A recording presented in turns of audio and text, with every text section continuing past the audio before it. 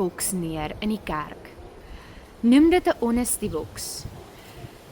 Enige jong volwassene kan 'n vraag daarin gooi. 'n Vraag wat hulle hinder. Geen vraag is te gevaarlik nie. Geen vraag is te eienaardig nie. Dinge wat jou laat wakker lê, kan jy binne in daai boks gooi.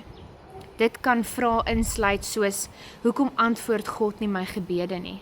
Is dit sonde as ek twyfel? Wat as die kerk nie vir my veilig voel nie?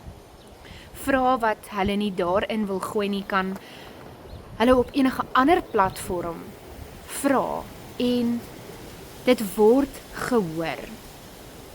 Die idee is om 'n ruimte te skep waar jong volwassenes veilig voel om die vrae wat ongemaklik is te vra.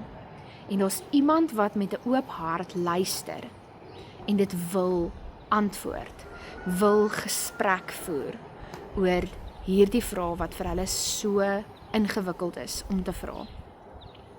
Ek daag jou uit, as jy nog nie 'n honesty box in die kerk het nie, begin een en kyk of dit ten voordeel is vir die gesprekke wat gevoer kan word tussen jou en die jong volwassenes in jou gemeente.